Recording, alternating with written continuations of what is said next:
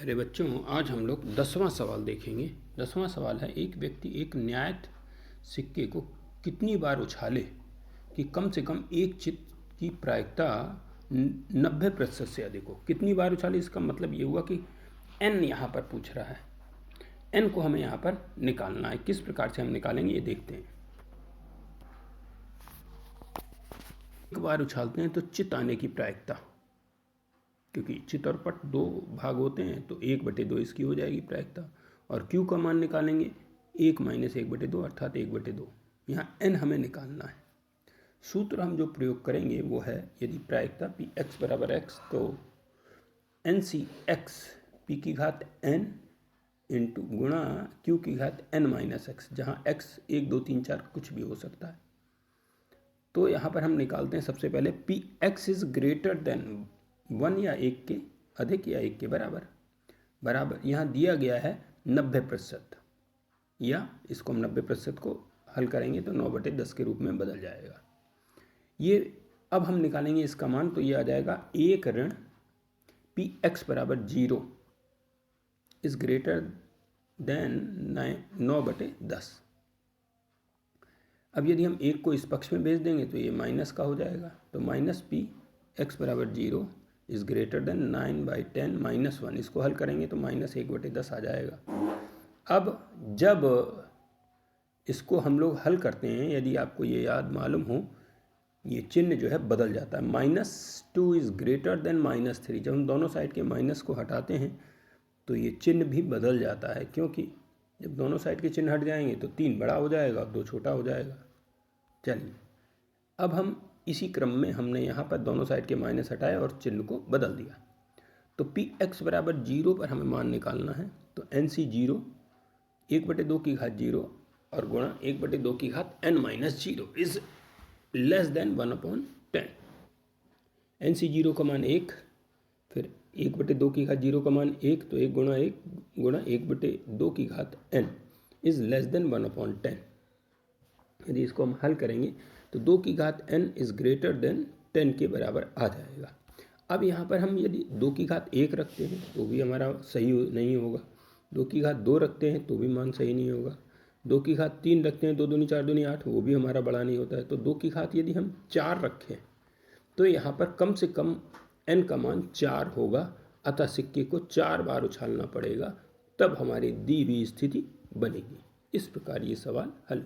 11वां सवाल बताएंगे। 11वां सवाल है, एक खेल में किसी व्यक्ति को एक न्यायित पासे को उछालने के बाद 6 प्रकट होने पर 1 रुपया मिलता है। यदि 6 प्रकट होगा तो 1 रुपया मिलेगा, और अन्य कोई संख्या प्रकट होगी तो वह 1 रुपया हार जाता है। एक व्यक्ति यह निर्णय लेता है कि वह पासे को 3 बार फेंकेगा, लेकिन जब भी 6 प्राप्त होगा वह खेलना छोड़ देगा। उसके बाद उसके द्वारा जीती या हारी गई राशि की प्रत्याशा ज्ञात करनी है। अच्छा सवाल है, चलिए देखते हैं।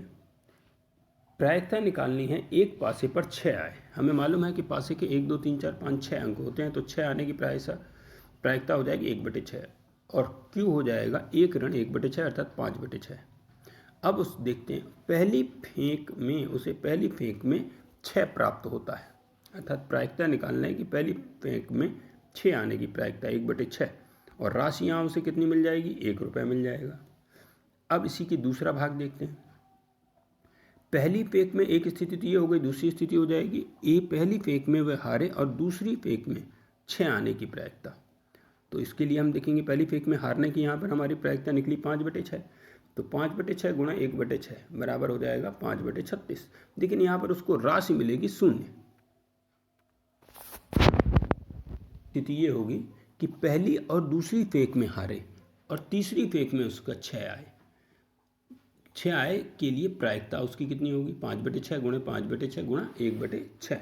इसको जब हल करेंगे तो 25/600 216। अब यहाँ पर राशि उसे क्या मिलेगी, ऋण 1, क्योंकि पहली फेंक में हारा है तो ऋण 1, फिर दूसरी फेंक में भी हारा है तो ऋण 1, और तीसरी फेंक में उसे 6 आए हैं तो +1। लेकिन यहाँ पर राशि -1 हो गई। अब राशि की प्रत्याशा अर्थात माध्य निकालना है, तो यहाँ पर जो प्रायिकता होती है और उसकी राशि का हम गुणा करके इसकी प्रत्याशा या माध्य निकालते हैं।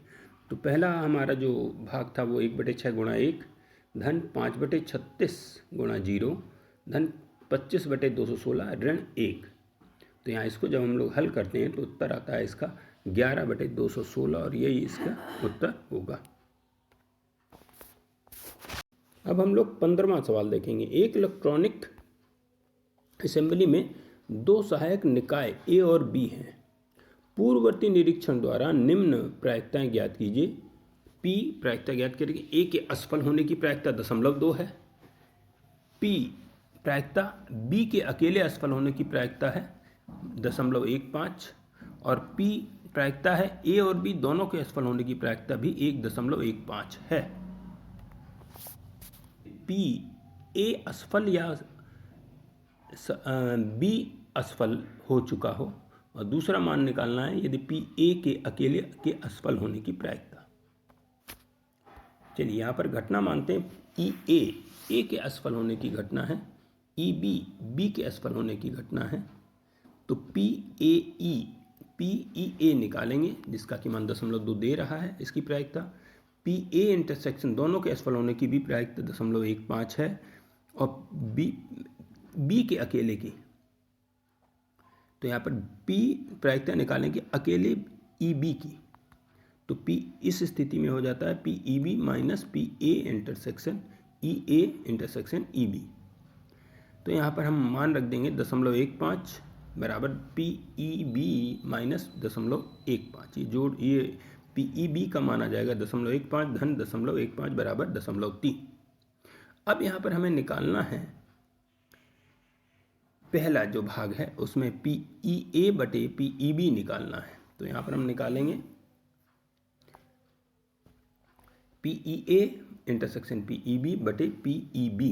इसकी जगह मान रख देंगे 0.15 बटे 0.3 और इसको हल करेंगे तो 1/2 इसका उत्तर आ जाएगा। यदि पी अकेले ई बी ई ए है तो यहाँ पर भी वही स्थिति बनेगी P E A minus P E A intersection P E B.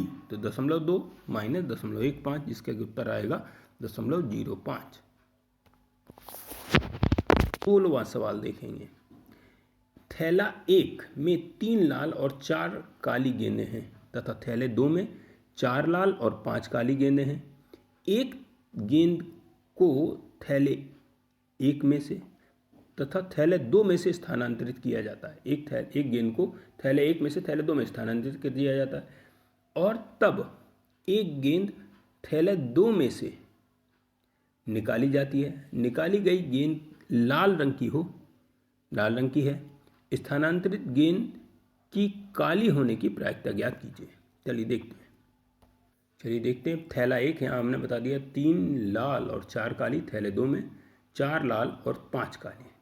अब चलिए घटना जो है, माना घटना E1 लाल गेंद थैले 1 से थैले 2 में रखी जाए, या दूसरी घटना क्या हो जाएगी, क्योंकि बिना देखे निकाल रहे हैं, E2 घटना हो जाएगी काली गेंद थैले 1 में से थैले 2 में रखी जाए।